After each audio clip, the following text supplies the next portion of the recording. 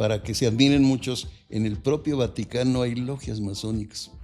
Y la masonería es una hermandad, es una asociación, agrupación, hermandad discreta.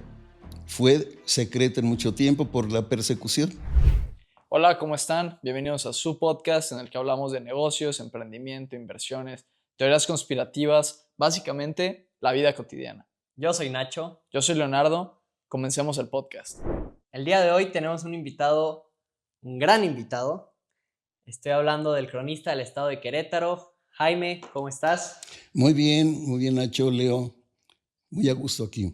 Como debe ser. Jaime, para los que no te conozcan, yo ya te conozco muy bien, pero mucha gente tal vez no, que nos está viendo. ¿Quién es Jaime? Jaime Zúñiga es un queretano. Tengo 82 años, conozco bien la historia de Querétaro porque me ha tocado vivirla. Me tocó la transición del Querétaro tradicional, pequeño, a una ciudad pujante, cosmopolita, que es la ciudad actual que tenemos. Ok, esa transición, ¿tú eres de toda la vida de aquí de Querétaro?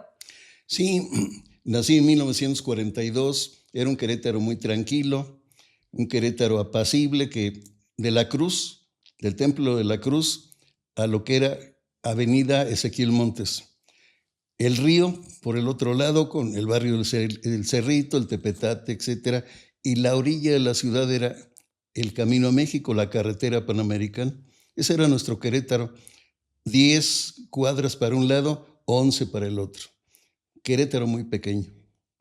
Ok, Jaime, y como en la introducción mencioné, cronista del estado, ¿en qué consiste un cronista para la gente que no sepa? Que probablemente yo al principio no sabía, después vi que realmente es algo importante.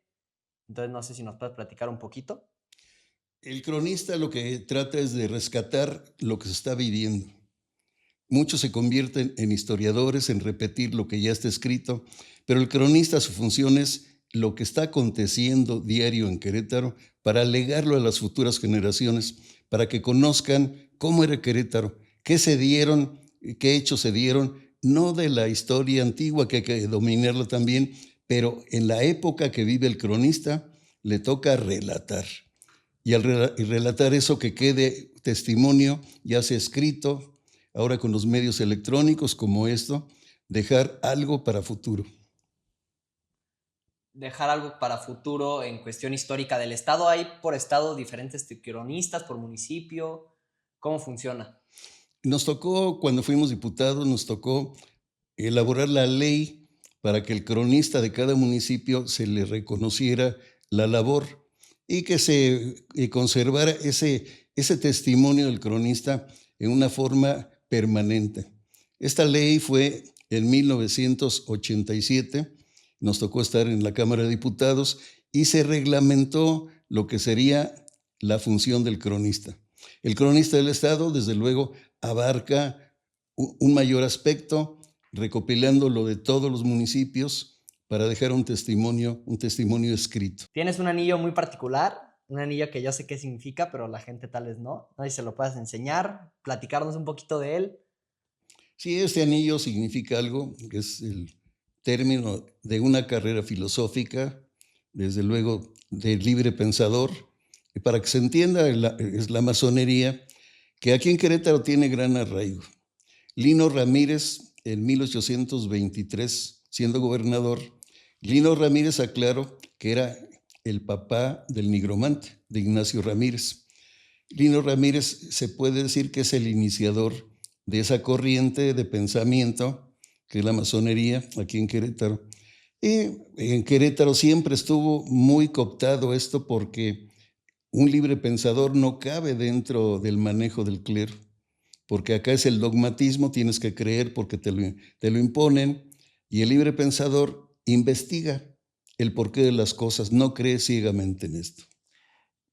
¿Y qué abarca la masonería, como usted lo dice?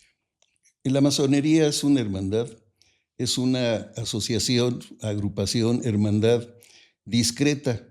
Fue secreta en mucho tiempo por la persecución, incluso en España, en Alemania, en muchas partes fueron sacrificados muchos masones. Y en México el obstáculo es de que el clero ha satanizado a la masonería, Pero hay muchos vestigios, por ejemplo, en el templo de Santa Clara, algún clérigo estaba afiliado a la masonería y dejó lo que es el templo masónico, el bien y el mal, el blanco y negro, y ahí está hasta la fecha. ¿Por qué satanizan? Es porque no vamos de acuerdo con la imposición por el dogmatismo que tienes que creer en algo, tienes que investigar. Y hay una cosa que tiene la masonería que es la tolerancia. Para entrar a la masonería debes de creer en algo. Llámese como se llame, Jesucristo, Dios, o Buda, lo que quieras, pero debes de creer en algo superior. Y para conjugar todo eso se le llama el gran arquitecto del universo. Estamos dentro de todo lo que creen. ¿Qué es la masonería? Una agrupación de hombres de bien, de buenas costumbres, y sobre todo que ayudar, porque parte de esto es la filantropía, ayudar a la sociedad, ayudar a los semejantes. Ok, ¿y de dónde viene la masonería? La ¿Sabe de maso- los comienzos? La masonería nace con los constructores de las catedrales. Masón quiere decir albañil, el que pica la piedra, y la masonería tiene una serie de simbolismos que pues y todo está fundado y que se ve en la época de la construcción de las catedrales. ¿Qué era un masón? Era un tipo que conocía los secretos, el maestro masón conocía los secretos para la construcción, para hacer todas las maravillas que hay en Notre Dame, en Colonia, en todas las partes donde hay catedrales góticas. Y ellos conocían el cálculo de todo lo que había para hacer los rosetones, la construcción de las bóvedas, todo esto. Pero lo guardaban como secreto. Y tenían a sus iniciados, que eran los aprendices. Esos aprendices iban a poco interiorizando en la construcción. El maestro le revelaba los secretos. Y después ya del aprendiz había el compañero, que era otro grado, y luego ya el maestro masón. El maestro masón ya podía tener un grupo de personajes. Y dos Anderson y de Saguri, que fueron ministros religiosos, son los que formalizan a través de los pronunciamientos que hicieron ellos, reglamentando la masonería en Inglaterra, en Francia, y poco a poco se va extendiendo. Al principio era la masonería operativa, y con el paso del tiempo se empiezan a sumar los reyes, gente conocida a través de la historia, y se extiende los padres de la patria americana, Simón Bolívar, Martín, el cura Hidalgo, todos los que piensen ustedes que eran de avanzada en aquella época, posterior a la Ilustración, se inicia en la Ilustración, pues estaban relacionados con la masonería. Ok. ¿Nunca hubieron conflictos entre la masonería? Usted mencionó que tienes que creer en algo, en un Dios, en un ser, pues, superior al humano, pero ¿no hubo algún conflicto con la religión? Sí, desde luego que sí, porque las religiones son dogmas. Y acá es la libertad de pensamiento. Se desarrolla más el personaje, la persona, actuando según su criterio, su pensamiento. Y del otro lado es limitativo, porque tienes que creer en algo, en apariciones, en cosas que sabemos que la religión como religión dominante recogió muchas cosas del pasado. El mito solar, por ejemplo. Al tercer día resucitó, el sol diario se oculta, vuelve a renacer, el mito solar. Las bacanales, la diosa Ceres, el pan y el vino vienen de Baco y de la diosa Ceres. Todo este tipo, la Iglesia Católica, los ritos, la vestimenta, lo que usan los obispos, el pez que traen en la cabeza, abierto, todo esto, son ritos que heredan, asimilan a los ritos ya de la antigüedad. Ok. Pero preguntarte, mencionaste algo de niveles. ¿Cómo funciona eso? ¿A partir de ciertos niveles tienes ciertos privilegios en la actualidad? ¿Ha cambiado? ¿Cómo se maneja? Es una organización, una hermandad que tiene ritos ancestrales, mucha simbología, Es simbología, desde luego, es de muchos años, de muchos siglos, que se sigue conservando incluso desde los cruzados de los templarios, que eran monjes guerreros autorizados por el Papa para cuidar los lugares sagrados, para guiar a los peregrinos.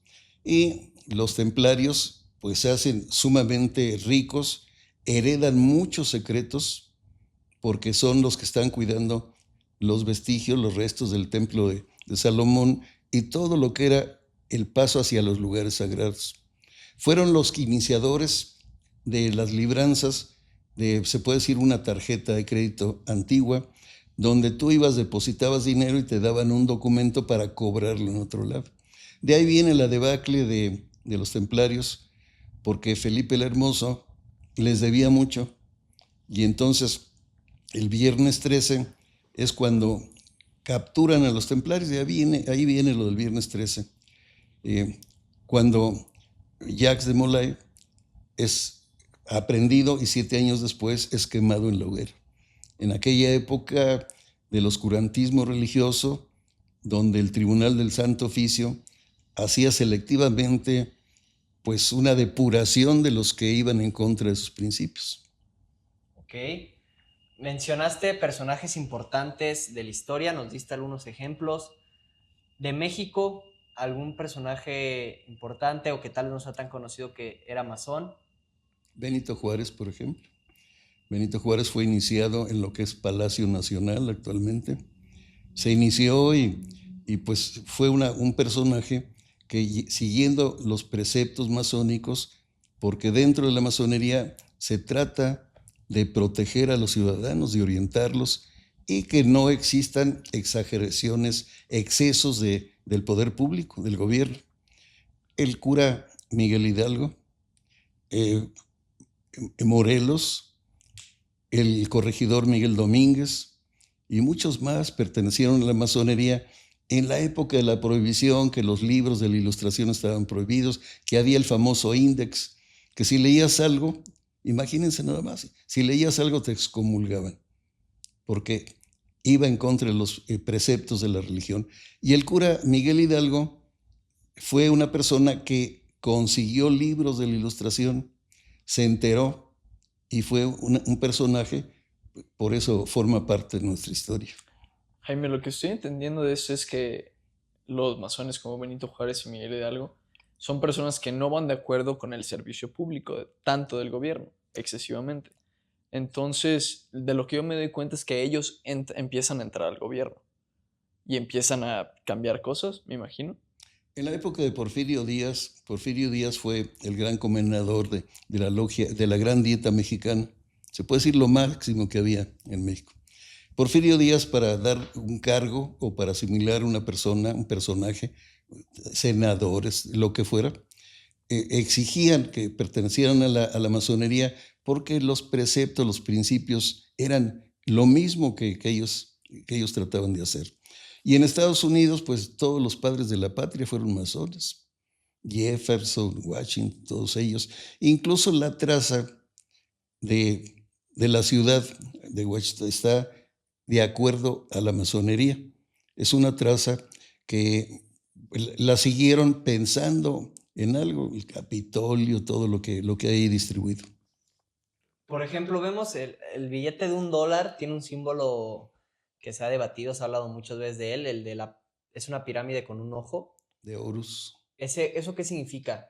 El ojo de Horus es algo que se hereda en la masonería, pero es ancestral. Desde el tiempo de los egipcios, Horus se maneja como un poder, el simbolismo de sabiduría, de ecuanimidad, y la pirámide es pues, lo que es la masonería: el maestro, el compañero y el aprendiz. Y en la parte superior, separado de la pirámide, está el ojo de Horus. Pero no hay que extrañarse, porque dentro del mismo clero, si ustedes ven la Santísima Trinidad, está el ojo de Horus en la mayoría de ellos. Al principio la masonería era el catolicismo convertido en masonería. Con el paso del tiempo ya se fue separando esto. Cuando dices se fue separando, me imagino la masonería ha tenido, bueno, es que juzgar bien y mal es un tema bien complicado, pero ¿ha habido buenos masones, ha habido malos masones? ¿O todos los masones que han existido siguen un mismo camino? ¿Cómo funciona? O sea, ¿qué tanta influencia puede llegar a tener una persona que es masón? Al día de hoy, ¿cómo funciona? Sobre todo el control de no hacer daño, de servir a sus semejantes, de construirse. Por eso el simbolismo es de que con el martillo y el cincel se está destruyendo la piedra bruta. La piedra bruta es el simbolismo de que somos así y que nuestro cuerpo es un templo, que es el templo que simboliza el mismo templo masónico. ¿Qué debes de hacer? Conservarlo, superarte, estudiar. Y la base de la masonería es el estudio. La carrera masónica filosófica es desde el grado 14 hasta el 33, es de superación, de presentar trabajos, de llevar, como se dice en la masonería, hombre de bien y de buenas costumbres. La superación personal, no lesionar. Hay una serie de preceptos que todo gira en torno a las buenas costumbres, al actuar correctamente para con respecto a los semejantes. ¿Y qué tanta influencia, para bien y para mal, tienen o han tenido los masones a pasar de la historia? O sea, me imagino que si en México Benito Juárez llegó a ser masón, en algún punto el presidente de ese momento de Estados Unidos tal vez también lo era. Entonces, ¿qué tanta alianza hay entre diferentes países, pero con líderes masones? Hay un ejemplo clásico que mucha gente maneja. Benito Juárez no respetó supuestamente ese precepto que hay, que masón no mata masón.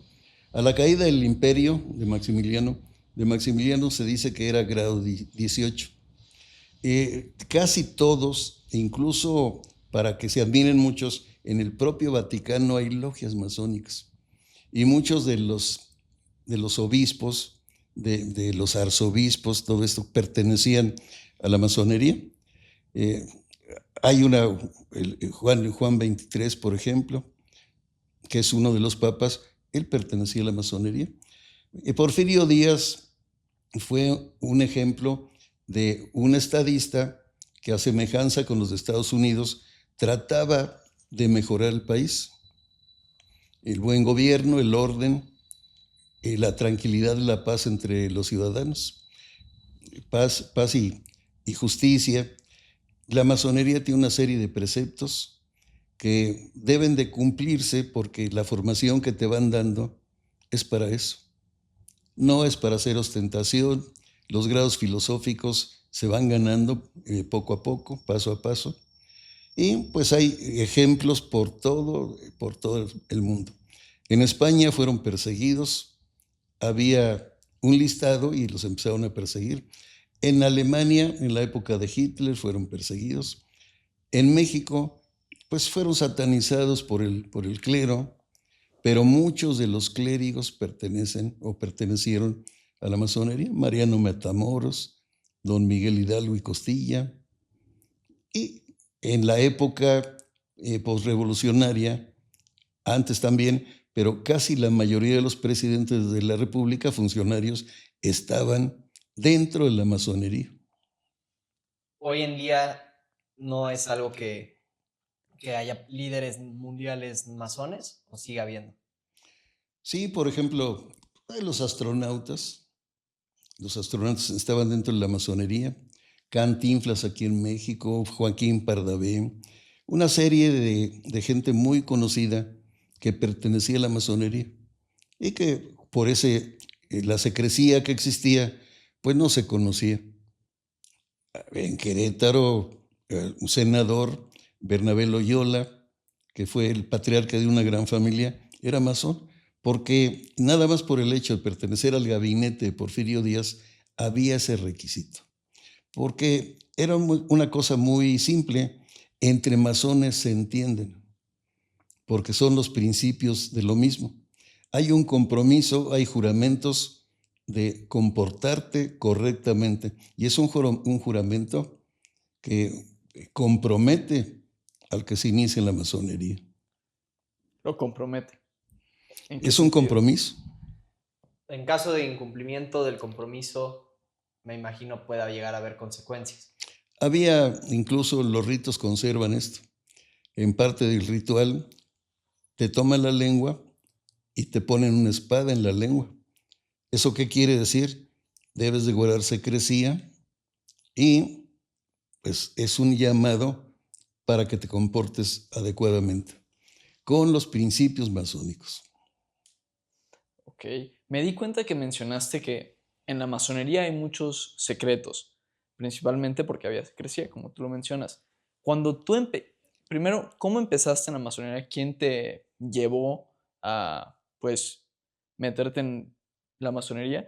Y aparte, ¿qué secretos te sorprendieron a ti cuando entraste? Igual y ciertas cosas dijiste, oh, wow, no sabía esto antes. En 1964, el doctor Epitacio J. Gallardo, guanajuatense, estando yo estudiando medicina, me invitó a iniciarme en la masonería. Y el secreto es muy sencillo. El secreto nunca te lo revelan. El secreto lo tienes que investigar tú. ¿Cuál es el secreto masónico? ¿En dónde está el arca perdida? Pues no, eso son fantasías. No, el secreto masónico es la discreción, el no revelar el nombre de otros masones, el no revelar el ritual masónico, porque se supone que eso es discreto. Y la carrera masónica te va dando pautas para ver, porque el secreto lo tienes tú en tu formación, en el templo que eres tú, en cómo te vas superando, en cómo vas avanzando dentro de la carrera masónica. Ok. Y dentro de la pregunta de si hubo algún secreto que te sorprendió. No, no, porque dentro de la masonería es el simbolismo. Y para sorpresa de muchos, aquí en el Palacio Federal, lo que es el Museo de Arte de Querétaro, estuvieron los agustinos. Y dentro de las diferentes organizaciones, no se diga los jesuitas, los agustinos era gente pensante que empezaba a hacer trascender el simbolismo. Hermes Trimegistro, 3 veces maestro, Hermes está allí en ese palacio en dos formas, con los pies en la tierra, a través de lo que está en los pilares, con los dedos simbolizando la unión, el ciclo, lo perfecto, y en la parte de arriba los Hermes ya no tienen pies porque se ve la transición. Están llegando ya a otro nivel. Y son símbolos masónicos, que los hay en Santa Clara, los hay en muchas partes. Pero desgraciadamente el clero ha desvirtuado, porque al clero le conviene tener dentro del dogmatismo de lo que te digan la docilidad, y los que se salen, los que nos salimos de esa forma de pensar, pues ya se convierten en una carga, en enemigos de ese statu quo que tiene el clero. Preguntarte, mencionaste ¿cómo fue exactamente lo que mencionaste? Se me está yendo la onda. Lo del secreto, lo del 3 veces maestro. Dijiste un nombre, dijiste 3 veces maestro. ¿Cómo que 3 veces maestro? ¿A qué se refiere eso? Sí, Hermes Trismegisto, según los iluminados, los grandes iniciados, fue un personaje, al igual que Pitágoras, que tenía en su grupo de alumnos. Pitágoras, por ejemplo, les prohibía en 7 años hablar para poderles dar la iniciación al grupo de los pitagóricos. Y Hermes también tenía, pues, parte de la creencia del rito, es que él era iluminado, era una gente que tenía grandes conocimientos, por eso era trimegistro, 3 veces maestro, y legó mucho del simbolismo masónico. Jaime, también mencionaste que para entrar en la masonería tienes que creer en algo. Y creo que con todo lo que nos has dicho, preguntarte estaría interesante si nos cuentas tú en qué crees. O sea, ¿qué crees que es ese bien superior, esa fuerza superior? Para que, digo, al final del día tienes que creer en algo así para estar en la masonería. Entonces, ¿qué es en lo que tú crees? Sí, yo creo en la naturaleza. La naturaleza como como parte de lo que somos nosotros. Una evolución, somos una especie superior, lo que sea. Pero, por ejemplo, la religión decía que estábamos hechos a imagen y semejanza de Dios. Yo creo que eso es aspirar a mucho. Somos producto de la evolución, que incluso el Vaticano ya lo ha reconocido, porque científicamente está demostrado. ¿Para qué quieres las uñas? ¿Para qué quieres el pelo del cuerpo? Dedos en los pies. No nos serviría de nada. Entonces la gente se acostumbra porque así nació, porque se ve diario. Las uñas son parte de él, pero desde el punto de vista evolutivo, pues las uñas tienen otra función, el pelo para cubrir el cuerpo, etc. Entonces, pues es muy difícil que alguien se convenza, porque desgraciadamente el nivel científico de nuestra población, no lo digo de México, del mundo, el nivel científico es muy bajo. Es muy bajo por la misma falta de preparación, no llamemos cultura porque se oye muy violento, pero es parte de eso, de que no piensan en algo más. Entonces, ahí viene el dogmatismo del clero, hecho a imagen y semejanza de Dios. Rey de la creación. ¿Por qué vas a ser el rey de la creación? Todo lo demás, los animales te los pusieron, los de carga para que te ayuden a trabajar, otros para consumirlos, para que sirvan de alimento. Es una cosa que es una desproporción para este siglo XXI, donde hay otra forma de pensar, de acceso a información de primera mano, no toda veraz, que es el Internet, pero pues hay que razonar un poco. Y el razonamiento y el sentido común son los menos comunes de los sentidos. El sentido común es el menos común de los sentidos. Esa está bastante buena. Preguntarte, mencionaste que crees en la naturaleza y porque dijiste lo de que imagen de semejanza de Dios. No me quedó muy claro. ¿Tú crees que existe un Dios? Algo más allá de que tal vez aparecimos aquí o toda la explicación científica. ¿Tú crees que existe una fuerza superior en el universo? A través de la humanidad se tienen más o menos nociones de que hay más de 30,000 dioses que los humanos se han dado a través de la evolución. Con el paso del tiempo han escogido.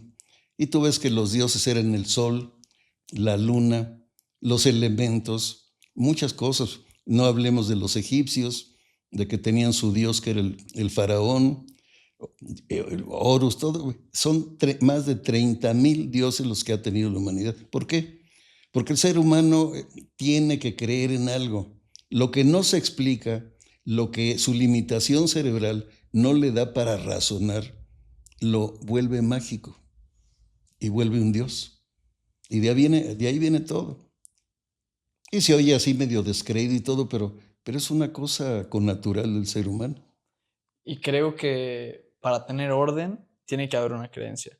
Si vivimos en una sociedad que no hay ningún tipo de creencia, va a haber caos y va a estar lleno de caos. Entonces, creo que Friedrich Nietzsche, un filósofo alemán, él dijo que si Dios estuviera muerto, se tuviera que crear de nuevo. Así es. Y a través de la humanidad se han creado muchos, de acuerdo por el tiempo. Uno de los que más ha durado y ha penetrado más, pues desde luego la fe que más extendida, que es el catolicismo, el cristianismo. Pero así como esto, en el mismo cristianismo, ¿cuántas sectas han salido? ¿Cuántos grupos, por no llamarles sectas, que justifican desde Enrique VIII y Calvino y todos ellos los que empezaron a hacer la forma como se dijo por ahí, que la religión es el opio de los pueblos, pero es una forma de mantener la tranquilidad, las buenas costumbres y de control para esto, ¿no? Una pregunta, vamos a decir que estamos en la masonería. Y como tú dices, tiene que haber una creencia detrás de cada persona que quiere volverse un masón.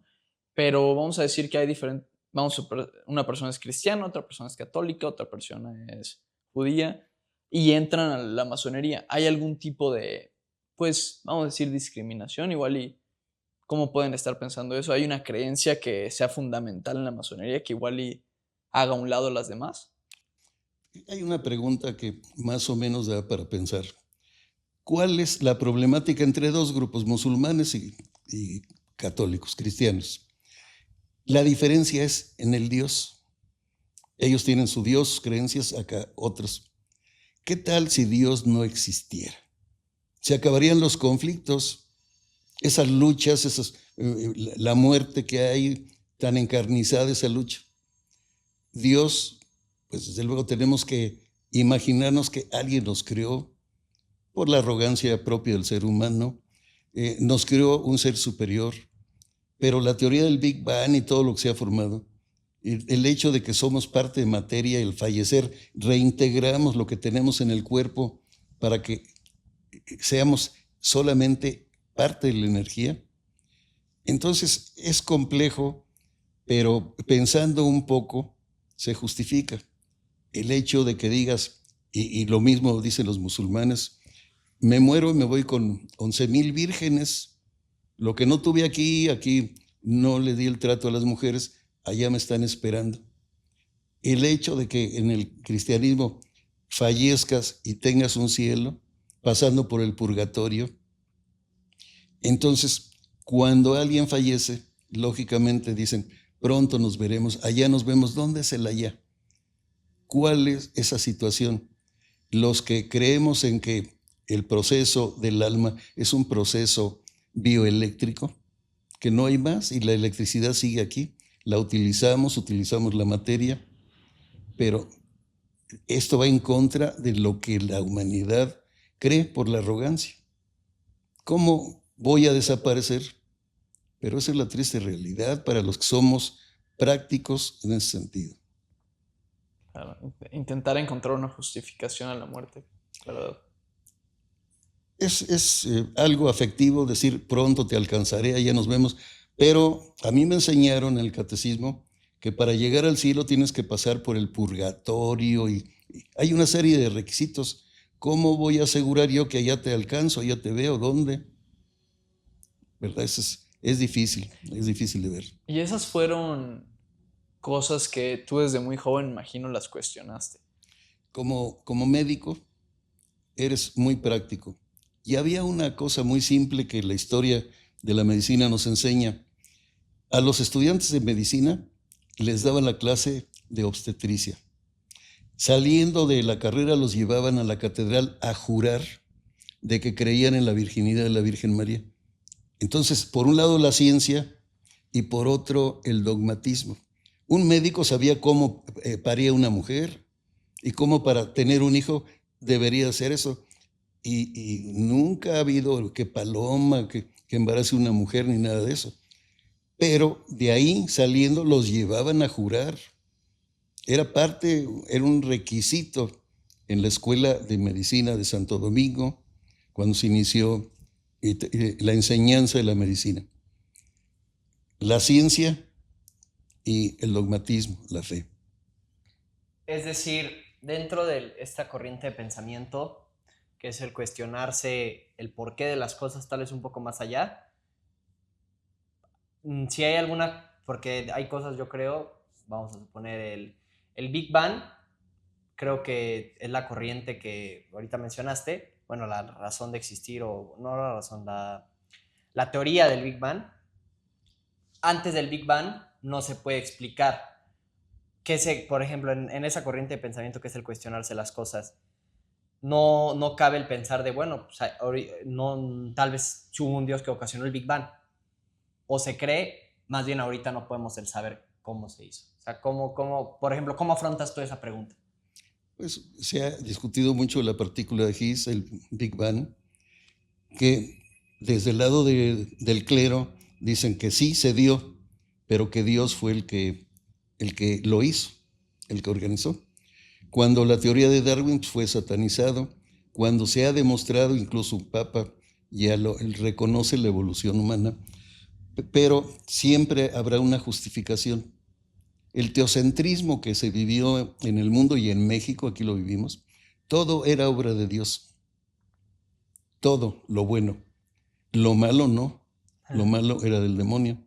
¿Por qué un Dios bueno va a castigar con un diluvio, con un exterminio, Vesubio, con Pompeya, todos sepultados ahí? Si es un Dios bueno, es un Dios que todo perdona. Entonces, pues todo esto, desafortunadamente, para empezar a entenderlo, Se necesita despojarse de dogmatismos. Y en la masonería es lo que se da. Se presentan trabajos, se presenta investigación con la tolerancia, y esto hay que recalcarlo, la tolerancia ha sido la clave para la permanencia de la masonería. Porque puedes creer en lo que quieras ahí. Ahí no se puede debatir de religión ni de política. Los trabajos son siempre constructivos, viendo hacia el lado humano, hacia la evolución de la humanidad, hacia el simbolismo, hacia la historia. Por eso, hasta la fecha, la masonería ha crecido y ha crecido en México y en Estados Unidos, ni se diga, pero allá tienen la ventaja de que hay más libertad de pensamiento. Allá salen y desfilan en las calles con su indumentaria, su mandil y todo, pero aquí, el 15 de mayo, están viendo a ver quién es masón, para ver cómo lo perjudican, porque satanizan. Al masón le están buscando los cuernos y la cola terminada en punta del diablo. Es muy diferente. Que yo me di cuenta de eso. Yo estoy viviendo 3 años en los Estados Unidos y creo que el tema de religión y el tema de los dogmas lo he visto a un nivel un poco más alto en el tema de la religión en México. Sí, aquí los mexicanos somos guadalupanos y había eso, ni tocarlo, porque había un obispo de Querétaro, el obispo Vanegas, al cual vinieron otros obispos a tratar de convencerlo, porque él sostenía como historiador muy culto que Juan Diego no había existido, él era antiaparicionista.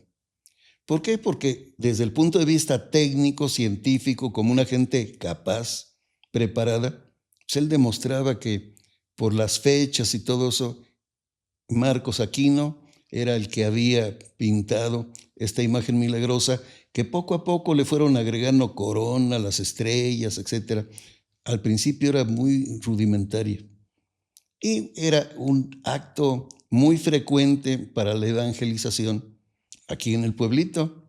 Fray Sebastián Gallegos talla de caña de queote una virgen y pretenden ponerlas en el templo, en el cue, pero los ven. Entonces ese aparicionismo pues no solo se dio con la Virgen de Guadalupe, era una práctica evangelizadora. Aquí los ven y ya después el sacerdote dice que él era el intermediario, nada más, de esa imagen, para ponerla ahí. Es difícil y hay gente que pues no es la razón, sino el fanatismo, lo que hace que no analice. En primer lugar, porque pues, México es un país que no es como los japoneses, los orientales, que tienen un aporte cerebral mayor que pueden razonar. Recuerden los orígenes del Popol Vuh, todo eso. El mexicano está hecho de maíz, ya ha consumido maíz. Muy cierto. Muy cierto. Y preguntarte, mencionaste que no se puede hablar de política y religión. Es decir, dentro de la masonería existen personas con tales ideologías de derecha o de izquierda. Y es un tema que no se puede tocar. Muy respetable, de acuerdo a lo que ellos piensan, de acuerdo a la formación o deformación familiar, que influye mucho, de acuerdo a las vivencias que ha tenido este individuo, pero sobre todo a lo que hereda a través de 5 siglos, esos 5 siglos de que te haces una pregunta. Nuestros antepasados tenían ídolos, eran idólatras. ¿Qué pasó con la conquista? ¿Se terminó la idolatría? Es una pregunta que no contesto yo, nada más la dejo ahí. Aquellos ídolos de piedra. Cuando sacaban el corazón para ofrecerlo a Huitzilopochtli, en México sacaban el corazón para guardarlo en recipientes. El padre de la Vía aquí en Querétaro, un padre noble que dejó sus bienes, que las monjas de Clarisas lo querían mucho, las capuchinas también. Lo velaron 3 días, le sacaron el corazón y lo sepultaron dentro del convento de las monjas Clarisas. Entonces se escandalizaban los que llegaron de cómo eran los de sanguinarios, decían. Y acá también los que llegaron, los españoles, traían costumbres de sacar corazones porque el personaje había sido bueno y los sentimientos estaban en el corazón. Y ese corazón debería ser digno de preservarse por si era santo a futuro. Era una reliquia.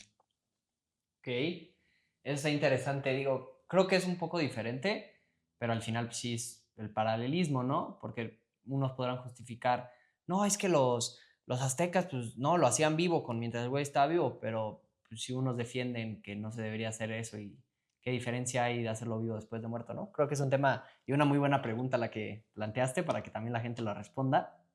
Preguntarte, ¿tú qué ideología política te gustan o no te identificas con ninguna? ¿Tú cuál crees que sea pues una con la que te guste, te identifiques, que crees que funcionaría? Derecha, izquierda, arriba, abajo. Participé en política, ocupé varios cargos y pues era diferente.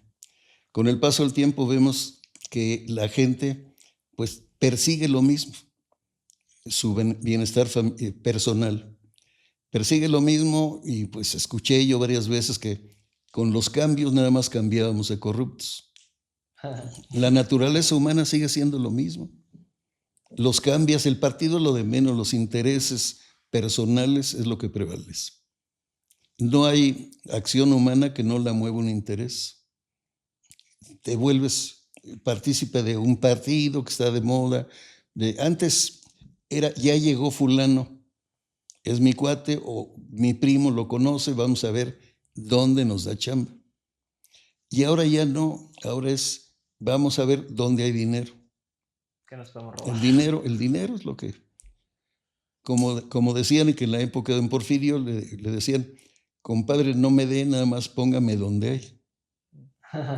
Yo me encargo de lo demás. Ok. En el tema de la masonería, ¿cómo está ese tema de lo financiero?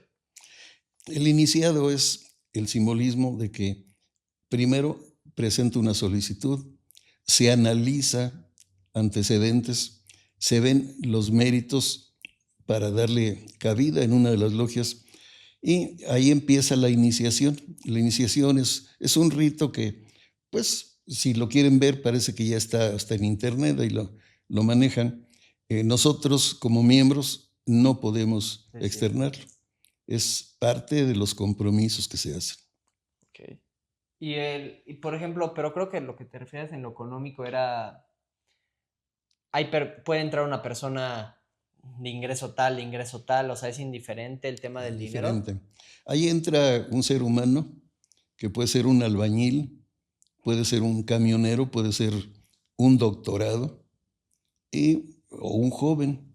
Generalmente hay logias para que exista la funcionalidad de igualdad y todo eso.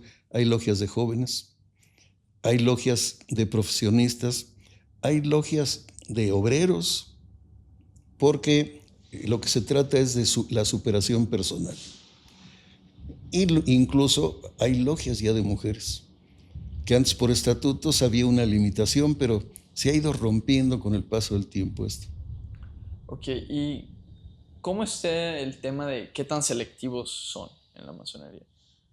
¿Hay algún tipo de cosa que evaden o tratan de evitar? Los malos antecedentes de una persona cuando no es de buenas costumbres, que la fama pública pues hace que sea desconfiable su actitud. Hay muchos que tratan de ingresar para conocer y después no tienen el principio, no cumplen con los juramentos y salen para propalar que estuvieron ahí, a inventar, a fantasear. Y lo que se trata es de evitar todo esto. Tiene que ser la secrecía, tiene que haber seriedad y compromiso. ¿Y en algún momento no puede salirse? Sí, te puedes salir solicitando pasar a sueños, solicitas una carta, incluso si viajas hay un pasaporte masónico, porque a donde llegues en el mundo, no se diga en Europa, hay masonería. Y la ayuda que te dan puede ser con los signos que se tienen, se identifica un masón que está en apuros y los demás acuden. O sea, sí hay una hermandad. Es una hermandad, nos decimos hermanos, es una hermandad, además de ser el compromiso de ayuda mutua, es el apoyarnos en que la superación personal sea facilitada por los demás compañeros, en tolerar tus errores, en orientarte. Oye, hermano, estás mal en esta situación, mi opinión es esta, porque siempre se respeta la opinión del compañero, del hermano. Ok, y eso que dijiste de sueños, ¿a qué te refieres? Estar en sueños es no salir de la masonería, porque no es correcto, habiendo hecho una carrera masónica, decir ya me voy. No, sino hay un procedimiento que solicitas pasar a sueños. Estás dormido. Es un hermano que está dormido, que solicita por escrito, porque siempre hay que cumplir una serie de requisitos. Entonces ya solicitas eso, puedes pasar a sueños. Cuando te reincorporas, quieres despertar, te vuelves con las condiciones que marquen los que coordinan esto, pago de derechos, de cápitas, lo que sea. Cápitas es una aportación que dan para el funcionamiento de la logia. Ok.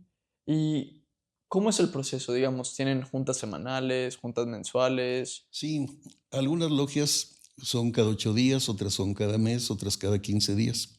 Hay un ritual, que ese ritual pues, es ya un proceso interno, que ahí se trabaja y sobre todo, incluso hay aportaciones que se llama el saco de beneficencia para causas sociales, para un hermano en desgracia, alguien que esté enfermo, se reúne en el saco de beneficencia y eso con discreción. Incluso el saco de beneficencia es circular.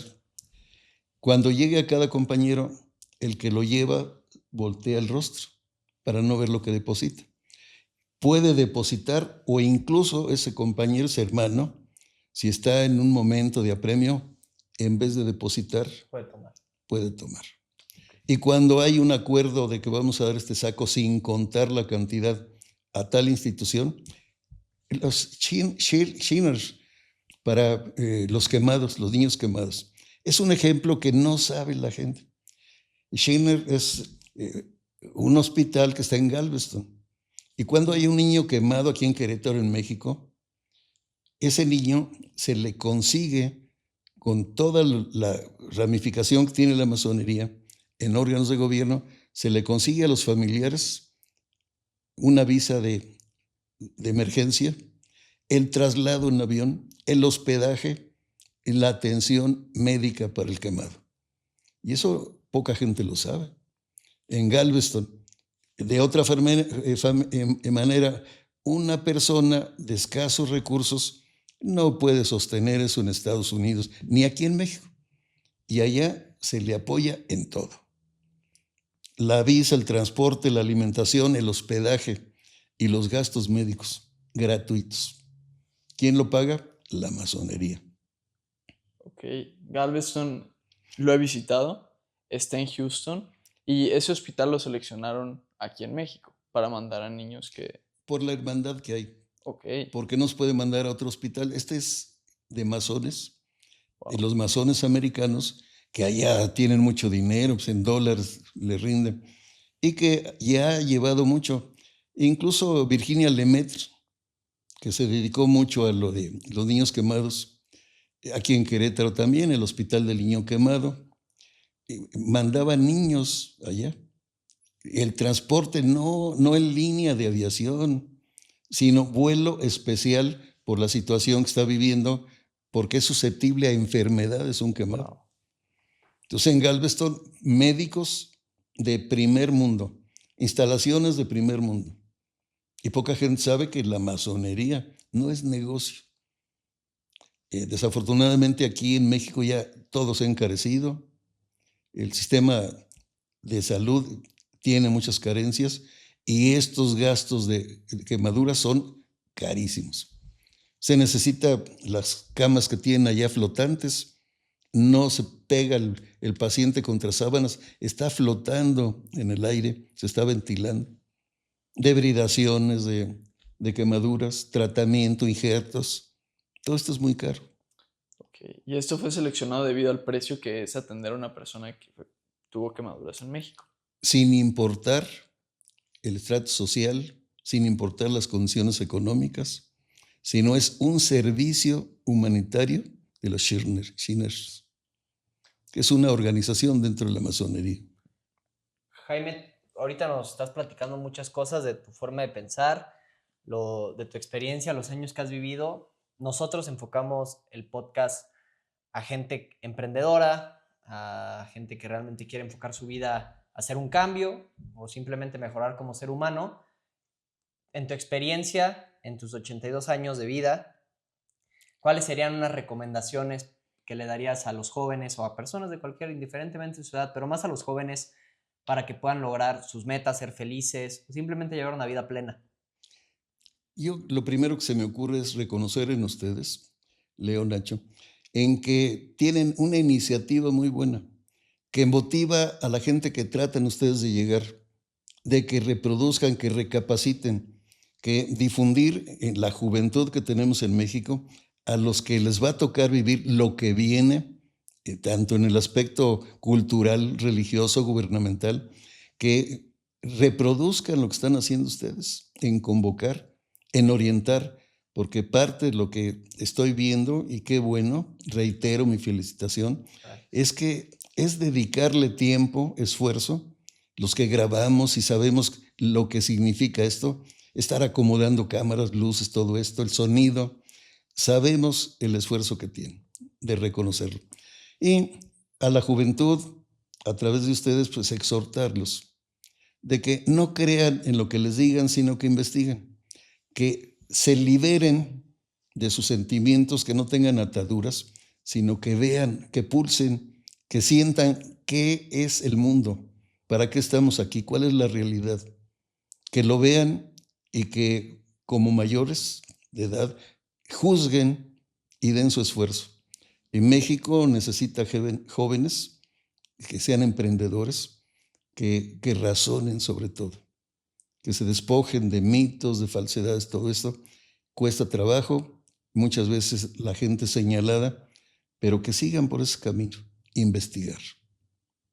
Mencionas ahorita que estuvimos platicando la beneficencia. ¿Qué porcentaje o qué importancia crees que tenga para un ser humano no solo recibir, también dar? ¿Crees que es algo muy importante? Y creo que es algo que los jóvenes no entienden. A ver si nos puedes dar tu punto de vista sobre eso. Yo creo que es parte de justificar la existencia, nuestra vida. Si nada más quieres recibir, pues no hay equilibrio, porque se dice el dinero es redondo para que circule, para que corra. Y en el dar está el recibir. Son proverbios muy antiguos, pero que tienen cierto contenido muy valioso por experiencias a través de muchos años. El dar hasta que duela, dicen, es una satisfacción porque a lo mejor te desprendes tú de algo que le va a salvar la vida a un semejante, lo va a sacar de apuro. El dar calladamente, con discreción, tiene mayor valor que dar y anunciar lo que lo estás dando. Eso se está presentando mucho, dando y grabando y difundiendo. Yo creo que eso no es dar, eso es exhibirse. Y dando de corazón, dando con sinceridad, es como cala esto, que una satisfacción personal, porque te vas a dormir, nadie lo sabe, pero lo sabes tú. Esa satisfacción nadie te la quita. Sí, lo vemos mucho en los jóvenes, ¿no? Que ay, voy a apoyar a tal causa, pero déjalo publico en todas mis redes sociales. Que al final, pues eso hasta para uno mismo, ¿no? Es más dañino que pues, no haber dado nada, porque ¿Sí? lo estás haciendo simplemente para que te den un aplauso, para que, pues sí, para que te den un aplauso y tener ese reconocimiento. Jaime, preguntarte también, en tus 82 años, ¿hubo algo que dijeras, me gustaría que los jóvenes hubieran, o sea, yo hubiera aprovechado esta oportunidad, y que tal vez no la aprovechaste, o algo, tal vez un poquito más de recomendación para los jóvenes? Hay que aprovechar la oportunidad, pero de una forma inteligente. Muchas veces, pues, como dice Ortega y Gasset, el hombre es la circunstancia. El hombre y su circunstancia se maneja y de ahí viene todo. Yo traté de ser médico militar. Como médico militar era mi vocación, porque tenía un tío que había sido cirujano y director de la médico militar y un exgobernador eh, que fue también de la familia, el gobernador Mondragón, y quería yo ser como ellos. Desafortunadamente fallece mi padre, me tuve que hacer cargo de algunos de los negocios que tenía mi padre y ya no pude ir a la médico militar porque iba a estar internado. La disciplina militar hasta que me autorizaran salir una vez al mes. Y no podía yo por los negocios que tenía que atender aquí en Querétaro. Me fui a la UNAM, lo aproveché, no me arrepiento de nada, pero sí quedó eso, no frustración, sino producto de la circunstancia. No pude lograr ser médico militar, pero fui médico de la UNAM y pues aquí estoy. Y aquí estamos y preguntarte, dijiste, no me arrepiento, que creo que es clave, porque al final, si hubieras sido médico militar, tal vez no estarías en el lugar donde estás hoy. ¿Estamos de acuerdo? Sí, hubiera estado al servicio del ejército, bajo las órdenes de alguien, ya desde luego ya me hubiera retirado como mayor médico militar con un grado superior, pero hubiera cumplido algo que era un sueño infantil, pero la realidad me hizo pues manejar lo que fue mi destino. ¿Crees en el destino? Yo creo que sí. Cada quien es forjador de su propio destino, lo forjas, te vas adecuando a la situación, nunca tener arrepentimientos ni frustraciones, fue lo que te tocó vivir, vivirlo bien, como dicen, como precepto todas las religiones, sin hacer daño a nadie, con buenas costumbres, no matar, respetando a tus semejantes. Todas las religiones tienen esos preceptos. Okay. Jaime, una pregunta. Creo que te considero una persona intelectual y que ha leído bastante, ha escrito muchos libros. ¿Qué libros son tus favoritos que le recomiendas a los jóvenes? Pues de todo. A mí me gustó leer desde los boletos del camión porque tenía el vicio de estar leyendo. Leer, recapacitar, no cargarse, no creer ni en los libros, sino ver varios. Porque mucha gente lee un libro, se siente intelectual y ya lo da por cierto. Entonces hay que investigar, hay que comparar criterios, tiempos, todo lo que ha manejado la historia a través de la humanidad, porque hay diferentes corrientes ideológicas. Y uno puede ver y distinguir ahí qué es lo que a criterio personal es lo correcto. Si estás equivocado, pues tu criterio se ha moldado a eso para que reconozcas cierta verdad ahí. ¿Algún libro en específico que te haya gustado? De todos, de poesía, de filosofía, de psicología. Y dentro de la carrera de médico cirujano o de licenciado en Derecho que la tengo, o la maestría, Administración Pública, pues lees cosas que no comprendes. Karol Kosik, por ejemplo, la dialéctica de lo concreto, lo tienes que leer 5 veces para poder asimilarte lo demás. Pues es ligero, el derecho romano, todo eso pues lo puedes tomar como novelado, como cultura general. Sí, leer de todo. Ok, escuché también que tenías unos negocios en Querétaro, los cuales no te dejaban ir por lo de médico, por lo de la otra parte de médico. ¿Cuáles eran esos negocios? Desde mi abuelo y mi padre heredó ese oficio, eran los molinos de Nixtamal en Querétaro. Mi abuelo tuvo en Hércules y tuvo en el pueblito y en Querétaro molinos de Nixtamal cuando las tortilleras hacían las tortillas a mano. Y era un negocio que en los pueblos a las 3 de la mañana ya estaban las tortilleras llevando el nixtamal para poder echar las tortillas, llevar su tascal a los mercados que llegaran calientes en la mañana. Entonces fue un negocio de mi abuelo, de mi padre, de un exgobernador de Querétaro, Juventino Castro, que entre mi abuelo y él formaron la Unión de Molineros de Querétaro. Cuando fallece mi padre, esos molinos, eran 7 molinos, tenía yo que venir a picar las piedras, porque las piedras se llama picarlas porque tienes que revivir las rayitas en las cuales pasa el nixtamal, el maíz para hacer el nixtamal. Y cada 8 días venía yo para el sábado en la mañana empezar a picar las piedras de los negocios en San Antonio de la Punta, San Pablo, Carrillo, el Tepetate y la Cruz. En San Pablo eran 2. Y mi padre me enseñó a picarlas. Mi abuelo veía yo cómo le hacía. Ahora ya un cincelote de esta mañana, no, antes eran rayitas. Todavía yo cojo un martillo y un cincel y volteando para otro lado lo puedo hacer. Lo habían aprendido, nunca se olvida, ¿no? Así es, Nacho. Jaime, antes de terminar, ¿qué hábitos crees que a una persona joven debería de implementar en su vida que tal vez le facilitarían la vida o la volverían una vida más plena? Algunas cosas que a ti te hayan ayudado para que al final pues, nosotros que somos jóvenes podamos aplicarlas. El deporte, Nacho, Leo, el deporte, porque yo hice deporte toda la vida. Desde que estaba en primaria empezamos con el atletismo. En la UAC fuimos parte del equipo de natación, el fisicoculturismo, que nos tocó iniciarlo aquí en Querétaro. Y el deporte te da la posibilidad de a los 82 años, pues cuando menos poder caminar y Sí. te sientes mejor. Y el deporte te hace una disciplina, como las artes marciales, como todo esto. La disciplina es cuidar tu cuerpo. La disciplina es no meterte cosas extrañas. Vivir normal, pues unos tragos de vez en cuando, unas cervezas, pero no caer en la drogadicción, en lo que está muy frecuente ahorita por experimentar. Acá te cuidas, duermes temprano, no te desvelas, llevas una vida equilibrada hasta en la alimentación. Y eso es una disciplina que a la larga es como algo que tienes capitalizado ahí en cuanto a tu salud.